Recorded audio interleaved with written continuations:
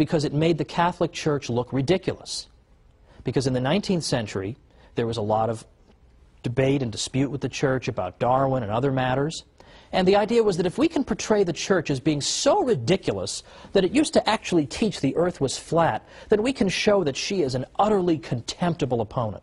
So they invented this story to cast the Church in an absurd, ridiculous light. I am sure they had no idea the longevity of this myth, that in the 21st century people would still be taught it. I'm sure somewhere in the world right now as I speak, somebody's being taught the stupid Church taught the earth was flat and brave, heroic Columbus proved them wrong. It just won't go away. But why won't it go away? Why does it have such staying power? And the reason is that it feeds into this Enlightenment stereotype, right? The Catholic Church is stupid, it inhibits progress, it forces us to believe foolish things.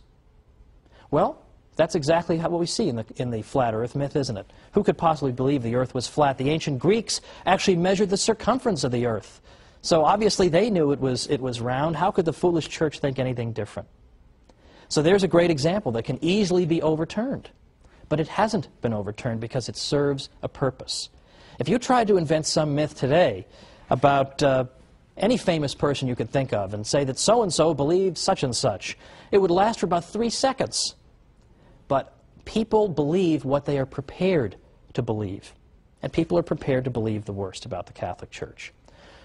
So the point of the series, the point of the next 12 weeks in which I'll be joining you, is to go after not simply these little myths, but to build up an edifice to show the glories of the Catholic Church. Not simply to say, well, the Church didn't really do this, or the Church wasn't really so bad over here. We're not going to make any progress if our message is, the Catholic Church, not as bad as you thought. We need something a little more vigorous, a little more vigor in our message. We need instead to say, it's not simply the Catholic Church isn't as bad as you thought, or she didn't really teach the earth was flat. We can't win by always running around putting out fires. Nobody ever built a house by putting out fires. Fires have to be put out, it's true. But we understand that we can't build if that's what we're always doing. If we're always letting opponents of the Church define the debate for us, then we're always going to be on the defensive. And it seems to me, given the state of our civilization, that it's about time that we went, shall we say, on the offensive. And we showed people all the glories of the Church, and we showed them all this hidden history. So we don't have to say, oh, we're not really as bad as you think. We're far more glorious than we ourselves even realize. And we are going to be up against, well, frankly, very, very influential people in this world. I'm sure many of you remember that the European Union's Constitution excludes all mention of the Christian influence on Western civilization. How willfully blind would you have to be, surrounded by cathedrals and religious artwork and the fruits of what the Church has given us? How blind would you have to be not to mention that the Church had a little something to do with building this civilization? No. Instead, the European Union Constitution begins and ends with the idea that Western civilization, that comes to us from ancient Greece and Rome, and then from the Renaissance and the Enlightenment. And that 1,000-year period in between, well, I don't know what was going on. Apparently nothing much. That's the standard view, and that was the standard view many people had up until, as I say, as recently as 50 or 100 years ago. But today, any medieval historian worth his salt knows this is a whole lot of nonsense and would reject it with a laugh. But yet, the architects of the European Union exclude mention of the Church or of Christ from their founding document.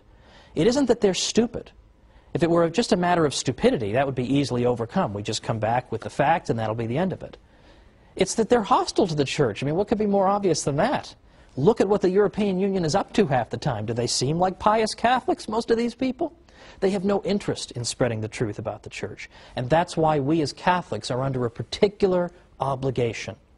We have to learn what we can about our faith. And we have to go and spread it. And we have to go and tell people the real history of the Catholic Church, because if we don't defend ourselves, nobody's going to do it for us. I actually wrote a book called How the Catholic Church Built Western Civilization, because I thought it was about time that we told our story. And that's what I'm going to spend the next 12 episodes doing, is telling our story. But for next time, we're going to start 3 programs on the subject of the church and science.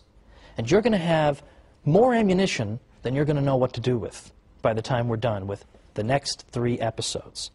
Because did you know, for instance, that the Jesuits, the Society of Jesus, did you know that they were so accomplished in the sciences that right now 35 craters on the moon are named after Jesuit scientists? Did you know that 1 out of 20 of the greatest mathematicians who ever lived belonged to the Society of Jesus? Or that the Jesuits helped to found and then became the greatest practitioners of the study of earthquakes, seismology. And we can go on and on and on. Atomic theory, the study of ancient Egypt, the study of physics, and I can go on and on. There are so many ways in which the Catholic Church contributed to the sciences. So join me next time for the Catholic Church, Builder of Civilization.